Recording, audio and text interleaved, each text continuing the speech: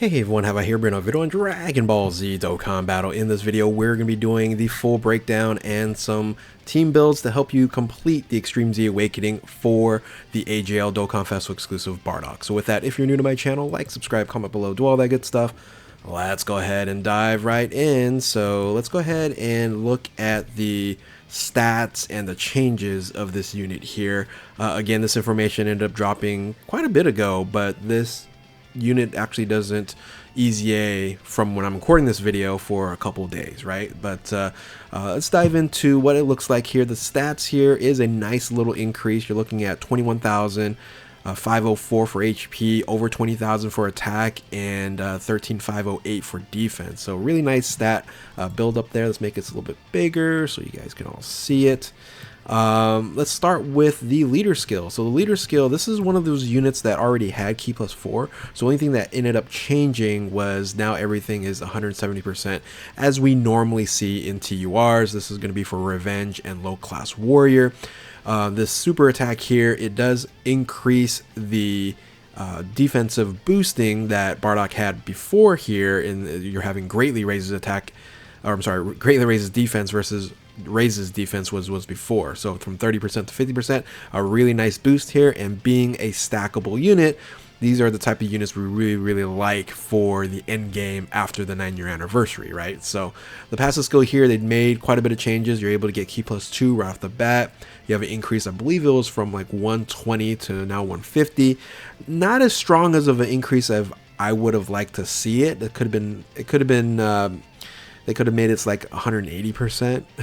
It would have been still fine, but again, you're going to be stacking defense with every super attack. So additional 50% when attacking, and then plus an additional 20% up to 100%. This used to be, I believe, 10% up to 50% or something like that.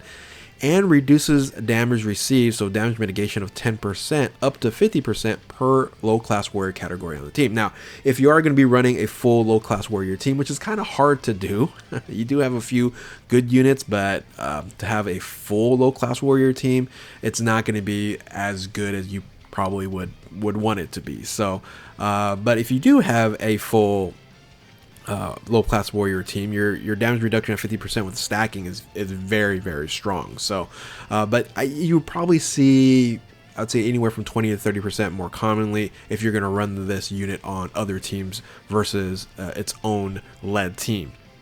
So you also get a attack 50%, which this is a add-on here. Attacks effectiveness against all types when there's a wicked bloodline category enemy. You know, again, these against an enemy is very restrictive. So again, when you're fighting a Frieza or in that realm there, cooler things of that nature, you're going to have effectives against all types. And then finally here you have performs an additional attack that has a high chance of becoming a super attack, which is good. Again, remember, this is stacking here.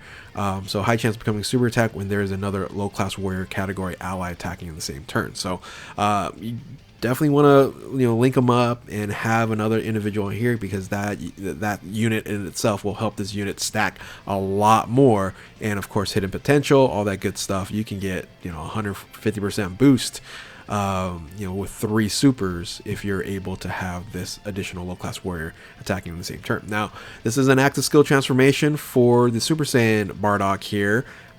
So that doesn't change in an EZA. Transforms and can be activated for the 4th turn from the start of battle, or can be activated anytime when there's a wicked bloodline category enemy. All right. Now the link skills here: Saiyan warrior race, Saiyan lineage, Saiyan pride, which are fairly good. And you have family ties, which is a limited link skill there. Experienced fighters, preferred for battle, and fierce battle. You're on a lot of categories, which is kind of nice. So if you are running low on a certain option and you do have World Tournament Goku on the team or something of that nature, that becomes a nice 1-2 punch there. You have Resurrected Warriors, Low Class Warriors, Pure Saiyans, Transformation Boosts, Time Travelers, Goku's Family Super Saiyans, Exploding Rage, Revenge, Crossover, Miraculous Awakening. The Miraculous Awakening is there's just stacking on top of that category here. Powerful comeback stored figures, Legendary Existence, Bond Parent, Child. So those are the upgrades for the non-transformed state. Once you transform, there are probably some good arguments here. Actually, I'll make this bigger as well, on, you know, why did they remove this portion, right? The reduces damage received by 10% up to 50%. Now they gave you flat out damage mitigation. Oops. Flat out damage mitigation. And then you have some more damage mitigation for the 5 turns on the turn. And don't forget, you are also stacking defense prior to. So I can see why they did it, because it would be very OP. As you stack, you continue to keep whatever damage reduction you had previously. But this is the reason why, if you have like 20% or 30%, you know, having low class warrior category allies, now you just have a straight up 18% here. But anyway, let's go back over here first. The super attack doesn't stack anymore. It just greatly raises attack and defense for 1 turn, and then you also have greatly lowers defense. Key plus 3 and then 180. So I would have just liked to see like here at like 160, 170, and then now you boost it to 180. I think it would have been better. You have effectiveness against all types. They used to have only when you're attacking extreme class enemies, so they removed that, which is nice. Reduces damage by 18%, like I mentioned. That's a flat out damage reduction. Launches the additional attack, has a great chance of becoming super attack. This is beneficial because even though you're not stacking, it's still nice to have an additional boost. 100% when attacking versus the 50%. Medium chance of a critical hit and evading enemies' attack. So here, there is, of course, that it provides you some benefit here of giving some evasion and losing some damage mitigation. But for the first 5 turns, you are going to get 36, right? 36 damage mitigation, which is very, very strong. But once that falls off, and again, I don't know how long, you know, the fight that you're going against, but for 5 turns, it should be okay. But you have key plus 3, chance of performing critical hit, evading enemies' attack, 18%. So you have 18% plus this here. So you have a much better chance of evasion, and then reduction in damage by 18% for 5 turns. And then launches additional super attack, and all attacks become critical hits when there's a wicked bloodline category enemy. So super strong if you're fighting against Frieza and his crew, right? So cooler, things of that nature. So very strong increase, and it depends on how many stacks you ended up getting pre-transformation. You can be absolutely super tanky at this point in time.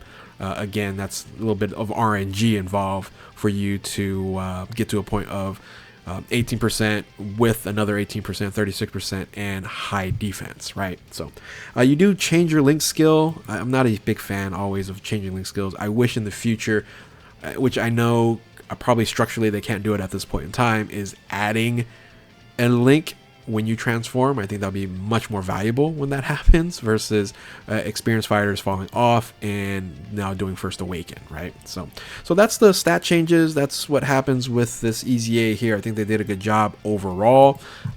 You're seeing more of these EZAs be highly relevant, and of course, well, I'm very excited to see what the Super EZA is going to be for the AGL Super Saiyan 3 Goku. Now, let's talk about beating the Extreme Z battle. This is a fight that you're going to be bringing Terrifying Conquerors, is weak against Terrifying Conquerors, and you cannot bring any superclass unit. So after level 20, no superclass unit will do, well, I'll say don't do any damage, but it's going to be an 80% damage mitigation for superclass units. So only bring Extreme Class.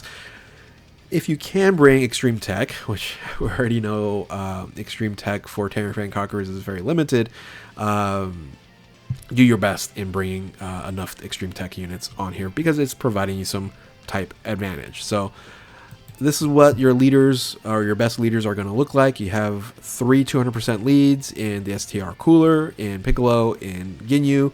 And Ginyu, if you want to run like a full Ginyu Force team, it should work. I think this is going to be one of the easier EZAs because Terrifying Conquerors, it's a lot of units that you can run free to play and things of that nature. And then you can have the EZA STR Cooler as well, running at 170% Terrifying Conquerors. So these are the options that you can have. Quite a bit of options. So a large contingent of units that you can run. A decent amount of LRs, but seem bigger, of course. There are some sub leaders that you can run, but generally speaking, you should have one of these guys, right? If not, I don't know, bring I'm trying to think of who else can you bring. You can bring probably like Space Traveling Warriors, and it's gonna cover a lot there, or you can run like a full Frieza family team, right? So something like that can be doable as well. Now, the team that you could run would be like a full LR team, and this is what a full LR team might look like. You have some sub options over on the right hand side as well. I think cooler being type disadvantage, having 2 STR units might not be as beneficial, but again, you have a lot of other units here that can hold their weight, especially the EZAs like Baby, Nappa, and Bojack there, all gonna do quite a bit of damage. Another option you can run as well is, instead of running LRs, you can run more extreme tech units, but generally you're going to be running more TURs. So I think Piccolo is going to be a better leader here, even though you're not going to have a lot of 200%. I think Piccolo himself, he just does quite a bit of damage. And if you're running like a full tech team here, as you can see here, it could possibly be something that will make it a lot easier for you. Again, type advantage on the attack and for defensive purposes as well. But probably the team that I'm going to be running is going to look something like this. Again, haven't fully figured it out yet, but I think this is the team that I would run. Of course, you can bring some support units as well. You can bring, Darkness of Time, the Darkness Toa, so EZA AGL Turles. You can bring in the STR Cooler, and you can even bring like STR LR Cooler as well on this team. I just left the STR units out in particular in what we're using here. So but you look at the options, you have quite a bit of options. You can run a lot of free to play options. Again, you could probably run a full Ginyu Force team and just be fine. You can run Ginyu Goku as like your leader and probably get to like the 25th stage or something. You might have a little bit difficulty after like the 25th level, but yeah, I think all in all, most of you guys should have an easy time of doing this. And if you need more tips or you need some help, just feel free to comment in the comment section below. If I see it, I will answer it. And hopefully you guys benefited from this video here. If you're new to my channel, like, subscribe, comment below, do all that good stuff. Thank you all for watching. Keep on Dokkaning, and we will catch you next time. Later.